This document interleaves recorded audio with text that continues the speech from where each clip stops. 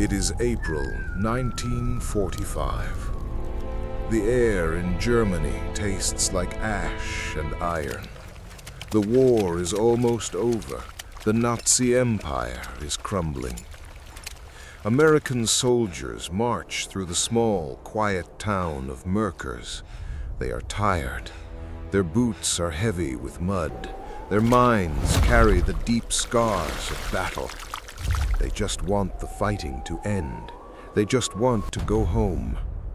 But history has a different plan for them.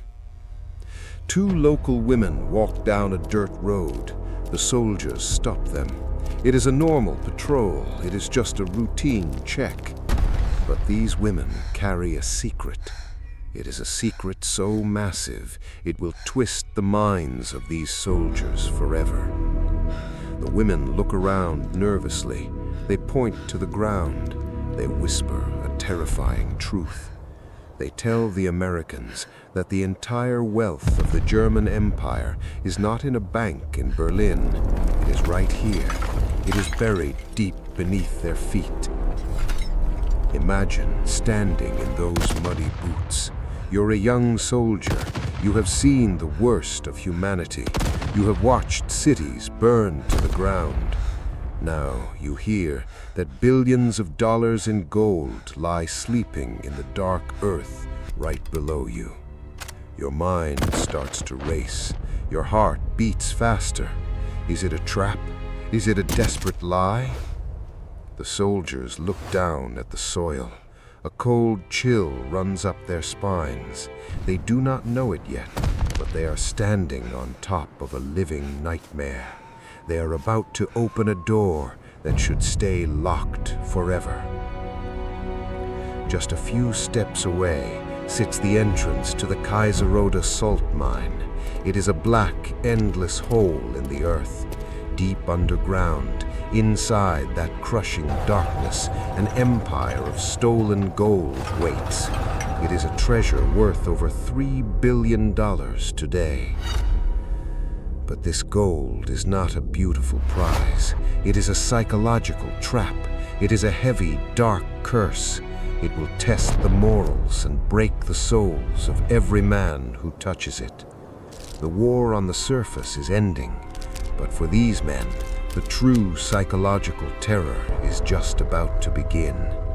The darkest secret of the war is waiting for them in the dark. Word spreads fast. The whisper of gold travels up the chain of command. It reaches the very top. General Dwight Eisenhower and General George S. Patton arrive at the Merkers mine. These are hard, brilliant men. They have led millions of troops through the fires of war. They have faced death every single day. But today is different. They are not planning a battle. They are standing at the edge of a black abyss. Their objective seems simple. Go down into the earth, find the treasure, secure the $3 billion. They must capture the enemy's wealth to crush their power forever. It is the ultimate prize. It should feel like a massive victory. But as the men gather around the dark, open mine shaft, there is no cheering. A heavy, anxious silence fills the cold air. $3 billion. The number echoes in their heads. It is a level of wealth so huge, the human mind struggles to understand it. What does that much gold even look like? What kind of dark power does it hold? The soldiers stare into the deep black hole. Their mission is clear. They must reach the bottom before the treasure disappears. They must protect the gold at all costs. Yet a strange fear grips their hearts. A cold dread settles in their stomachs. They are no longer just soldiers fighting a visible enemy. They are stepping into a tomb. They are entering the dark unknown. And deep down, their minds warn them, you cannot touch this much power without paying a heavy psychological price. The gold is calling them, but it feels like a trap. The mission sounds like a thrilling adventure, but it is not. As the soldiers stand by the mine, a deep mental battle begins. These men are the liberators. They are the good guys. They crossed an ocean to fight evil. They want to be heroes. They want to bring light into the darkness of war. But this massive treasure brings a heavy, terrifying shadow. As they prepare to go under the earth, their minds fight a silent war. Greed whispers in the cold wind. $3 billion is a lot of money. Even the most honest, brave soldier feels the invisible pull of the gold. It is a flaw in human nature. The temptation is real. It plays tricks on their minds. But a darker, louder thought pushes back against the greed. The soldiers know their enemy. They have seen the terrible camps. They know the pure evil the Nazi Empire created. Their minds start to connect the dots. A sickening feeling grows in their chests. This wealth did not come from honest work. It did not come from fair trade. It came from endless pain. The soldiers feel torn in half. Firm, they must protect the gold. That is their direct order. That is their duty. But every fiber of their being wants to turn around and run away. They feel the cursed weight of the treasure before they even see a single gold bar. The main conflict is no longer with bullets and bombs. The real war is happening inside their own souls. They ask themselves a terrifying question. Can you touch the devil's gold and keep your mind clean? The heavy silence of the mine gives them no answers. It only pulls them deeper into the darkness. They take a deep breath. They step on the old rusty elevator. The long drop begins. The rusty elevator drops. It goes down, down, down. The soldiers fall 2,100 feet into the solid rock. The light from the surface disappears. The air turns freezing cold. It is completely black. The men feel the heavy earth pressing against them. Their chests feel tight. They feel like they are buried alive in a giant tomb. Finally, the elevator hits the bottom with a loud crash. They step out into the dark salt mine. But their path is blocked. They hit a massive dead end. A giant steel vault stands in front of them. The thick metal door is locked tight. It is built to keep the entire world out. Human hands cannot open it. The soldiers must use heavy dynamite. They set the charges. They take cover. Boom! The huge explosion shakes the walls of the cave. Thick dust fills their eyes and lungs. Their ears ring loudly. The blast tears a hole in the heavy steel. But the deep rock and the broken steel are not their only problems. There is a loud ticking clock in their heads. The pressure is crushing them from above.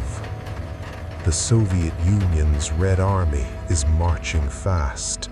Millions of Soviet soldiers are moving closer to the town of Merkers every single minute. The American soldiers know the terrifying truth. If the Soviets reach the mine first, the gold is gone. The balance of world power will shift in a single day. The men are trapped deep underground. They are freezing. They just blew open a steel wall, and a massive army is racing toward them from the surface. Time is running out fast. They have only a few hours to secure the greatest treasure in human history. They turn on their flashlights. They step through the blasted hole. They are ready to look at the gold, but they are not ready for the nightmare waiting inside. The dust from the explosion slowly settles. The soldiers step through the broken steel door. Their flashlights cut through the thick gray air. At first, their eyes widen. They see rows and rows of wooden crates. They see gold bars stacked like bricks. They see bags full of silver and chests overflowing with diamonds. For a split second, the men are stunned. The sheer size of the wealth takes their breath away. It is more money than they could spend in 1,000 lifetimes. But then they stepped closer. They looked at what was actually inside the open crates. The joy of the find turns into a cold, sickening horror. This is not just bank gold.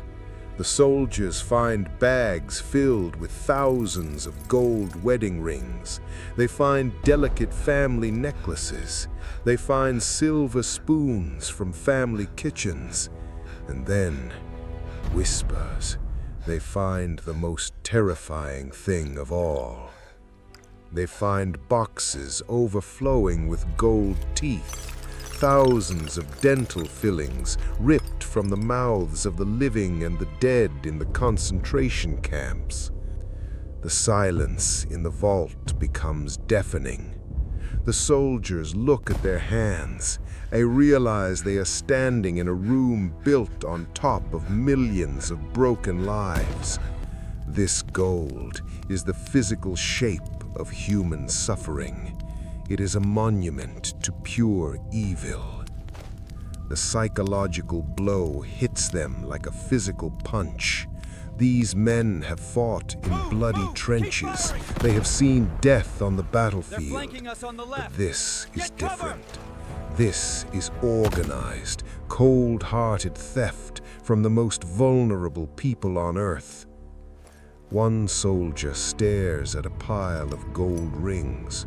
He thinks of his own wife back home. He thinks of the families who were destroyed for this metal. The gold is no longer shiny or beautiful. In their minds, it starts to look dark and stained. Whispers.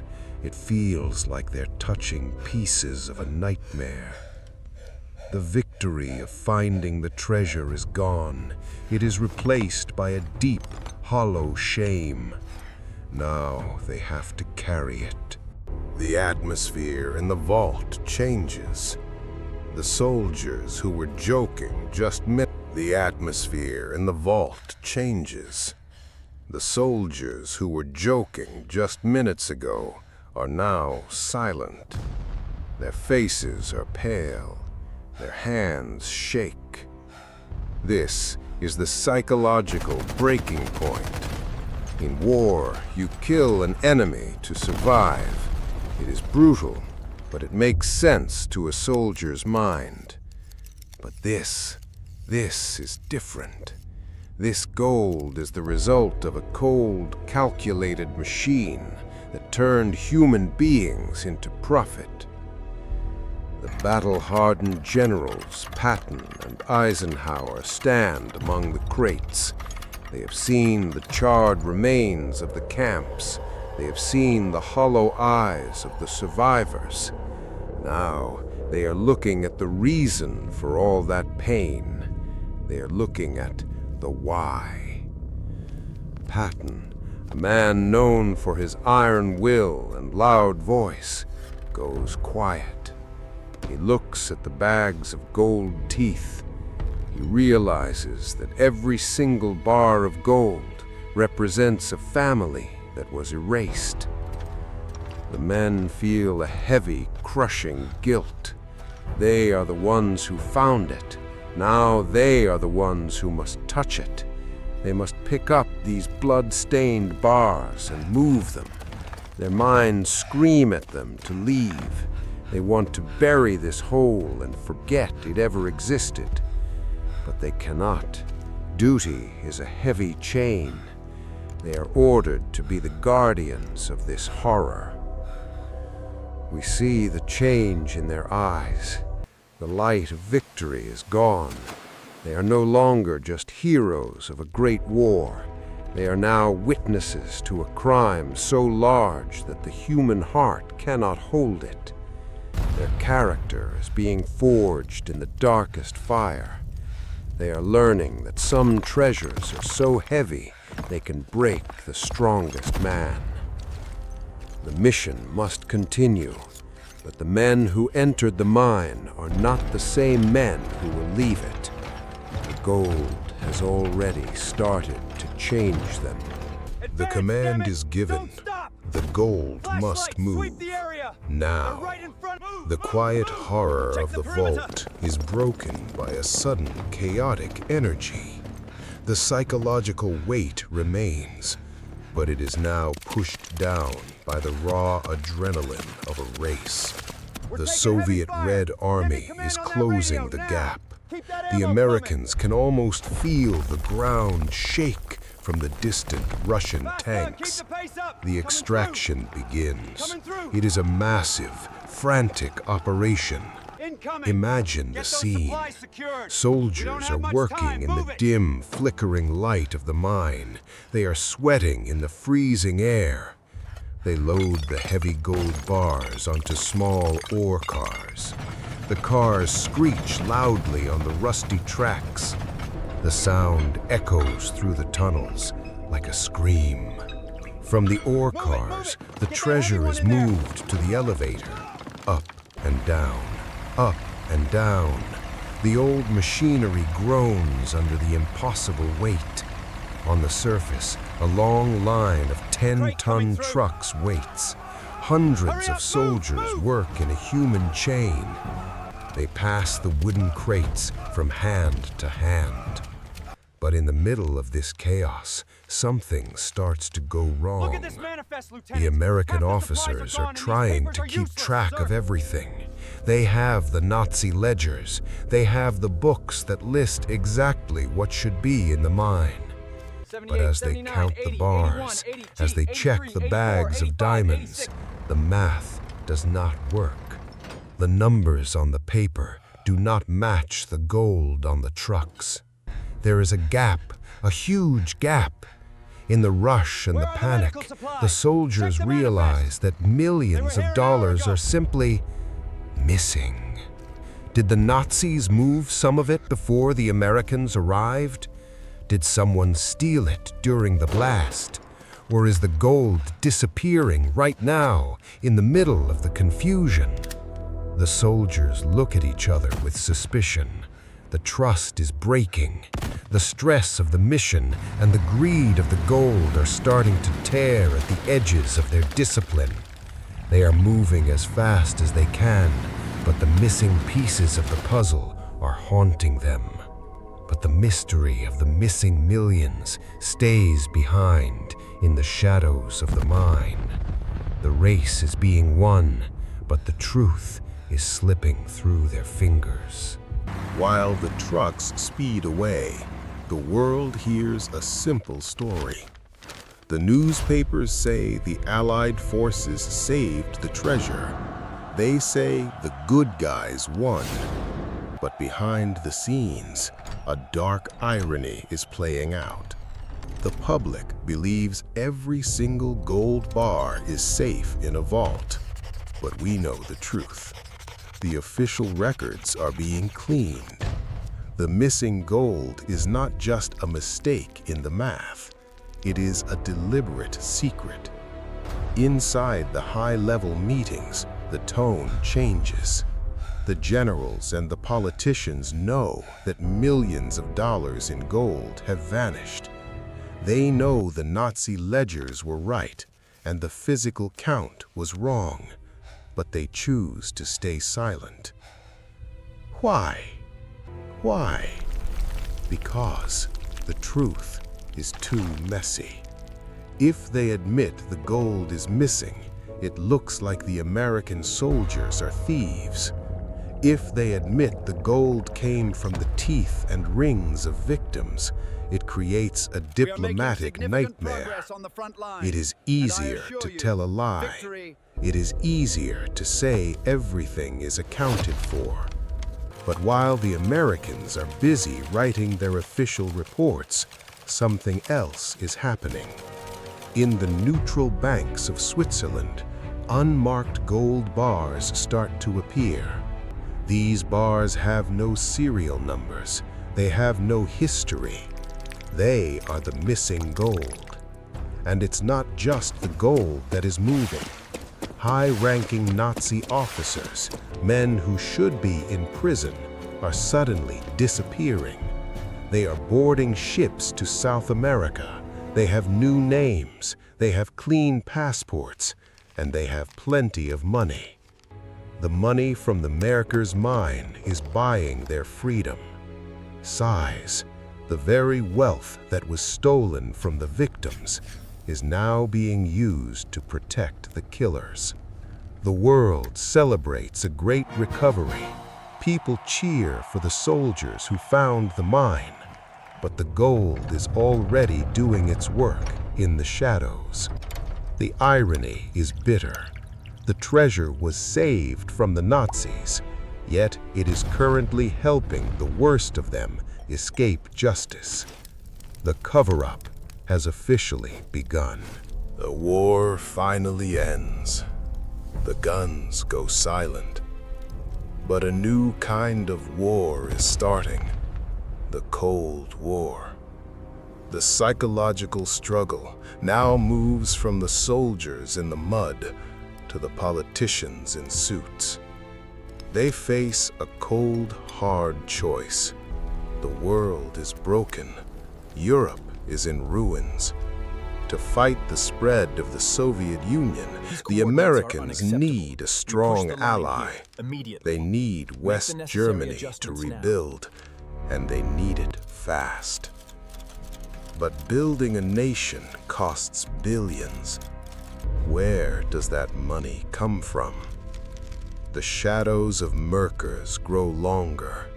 The Allies realize that exposing the full horror of the Nazi gold and the fact that so much of it is missing could ruin their plans.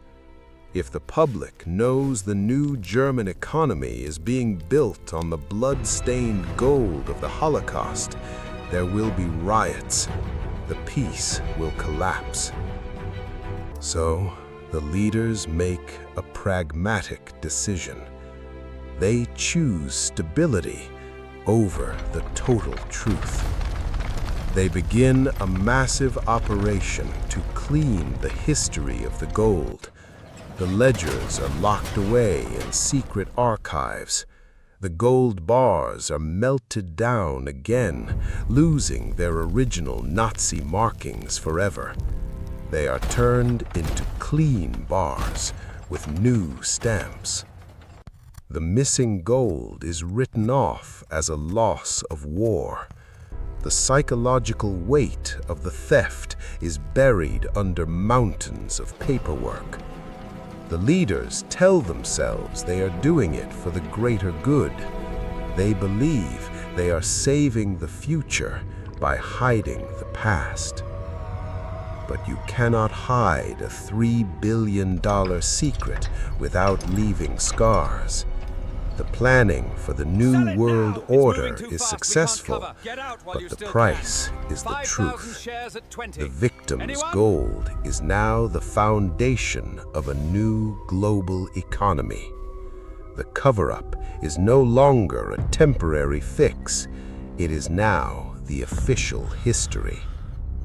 The gold has been moved. The mine is empty, but the lie is now part of the world's financial DNA.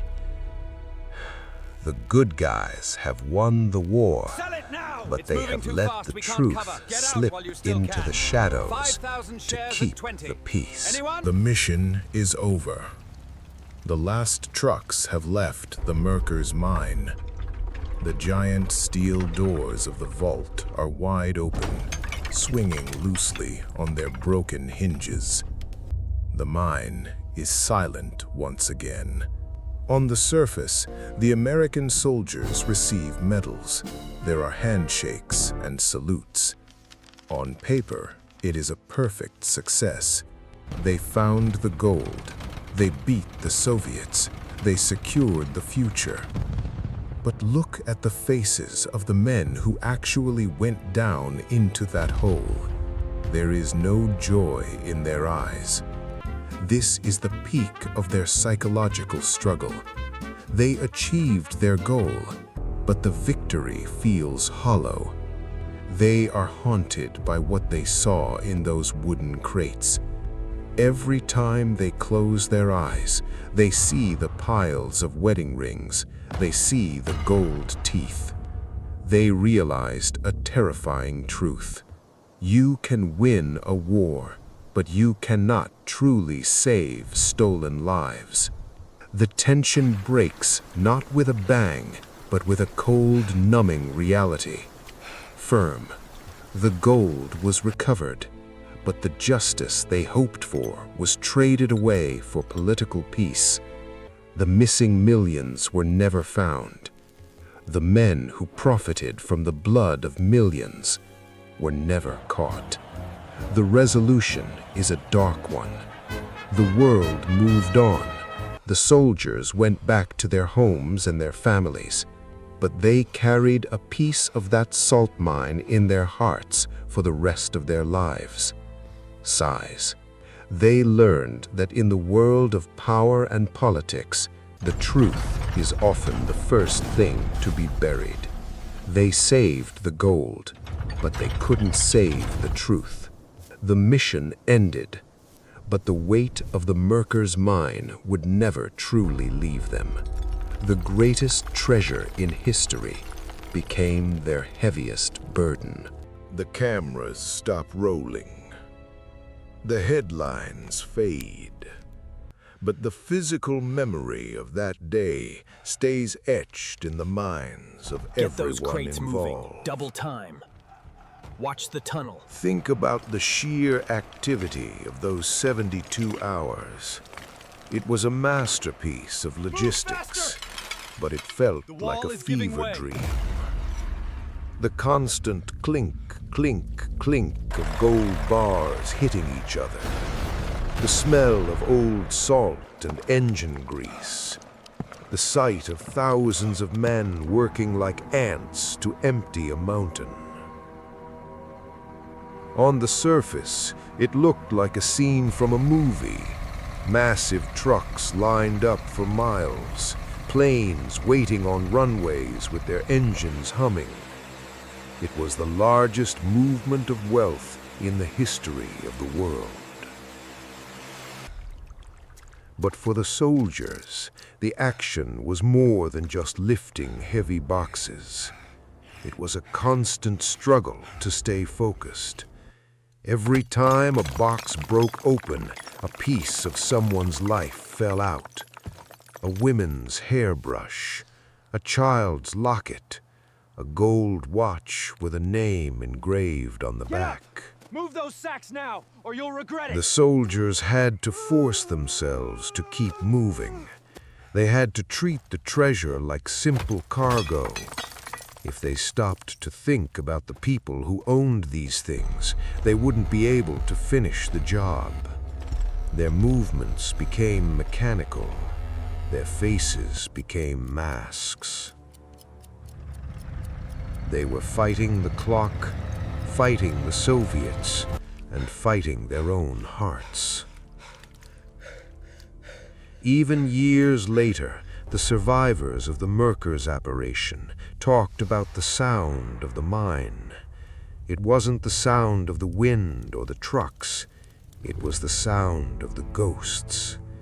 They felt like they were clearing out a crime scene that was too big for any courtroom to handle. The physical labor ended when the last truck drove away, but the mental labor, the act of trying to forget what they saw, would continue for decades. The gold was gone, but the echo of its discovery would never stop ringing in their ears. At its heart, this is not a story about money. It is a story about the dark side of the human soul. The theme here is the high cost of greed. We see how gold can act like a poison. It didn't just stain the hands of the Nazis who stole it. It stained the hands of the people who found it and the leaders who decided to hide the truth about it. It shows us a hard reality.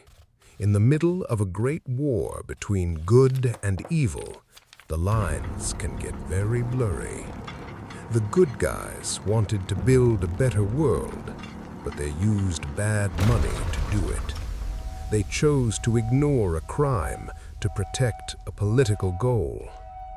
This story teaches us that true wealth is not something you can find in a salt mine. True wealth is a clear conscience.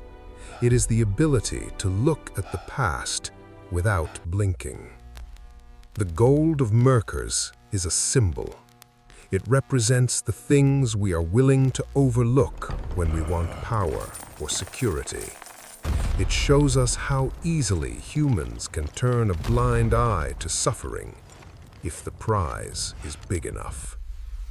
By looking at this history, we are forced to ask ourselves a difficult question. If you were standing in that dark mine, surrounded by billions of dollars, would you have the strength to put the truth above the gold? Would the shadow of the treasure swallow you too? The theme is a warning. It reminds us that while gold lasts forever, so does the weight of our choices. History doesn't just record what we found, it records what we did with it. In every great story, there is one thing that connects everything together. In this story, it is the gold itself. But it is not just metal. It is the cursed thread that ties the victims, the thieves, and the heroes into one dark knot. The unity of this narrative comes from the gold's journey. It started as personal treasures, small, loving gifts between families. It was stolen and turned into a weapon of war. Then it became a secret, hidden in the dark. Finally, it became the foundation of a new world economy. In every scene we have looked at revolves around this one object. From the two women on the road to the high-level meetings in Washington, the gold is the center of the universe. It never changes, but it changes everyone who touches it. It acts like a mirror. When the Nazis looked at it, they saw power. When the soldiers looked at it, they saw horror. When the politicians looked at it, they saw a way to fund a new future. The gold provides the why for every action. Why did the soldiers risk their lives in a dark hole? Why did the generals lie to the public? Why did the history books leave out the missing millions? Because the gold was too powerful to ignore. By keeping the focus on the gold, the story stays tight. It doesn't wander. It keeps the audience locked in a state of suspense. We are following the path of a ghost. The gold is the silent character that never speaks, but its presence is felt in every word and every choice. It is the beginning, the middle, and the end of the mystery. It is what makes this story one single, unbreakable chain of events. Today, the Kaiseroda salt mine in Merkers is quiet. The giant steel doors are rusted. The dark vault is completely empty. The dust has settled over the ghosts of the past. The world has moved on. The war ended over 80 years ago. New cities were built. New economies grew strong. But the mystery of the missing gold did not die. It just went into hiding. Gold never truly disappears. It does not rot. It does not fade. It simply changes shape. It gets melted down, mixed together, and poured into new molds. This brings us to a very chilling thought. Think about the shiny gold bars sitting in the biggest central banks today.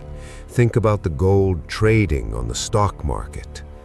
Because gold is constantly melted and reused, a dark truth remains. A small piece of that blood-stained Nazi treasure might be sitting right in front of us today. We will never know for sure. The missing millions from the Merkers mine were never found. The political cover-up worked perfectly. The truth was buried to prepare for a new world. But history leaves a mark. You can bury the truth in a deep salt mine. You can melt it down. You can hide it behind classified reports. But you can never completely erase it. The shadows always survive. This story leaves us with a powerful lesson. We must always question the official story. We must look for the truth, even when it is hidden in the dark. The people who lost their lives for that gold cannot speak for themselves. It is our job to remember them. We must remember that true wealth is never made of shiny metal. True wealth is a clear mind. True wealth is a clean conscience. And true wealth is having the courage to face the darkest parts of history, so we never repeat them. The gold of Merkers is lost to time, but the truth belongs to us. Keep questioning the past, because the shadows of history are still walking among us.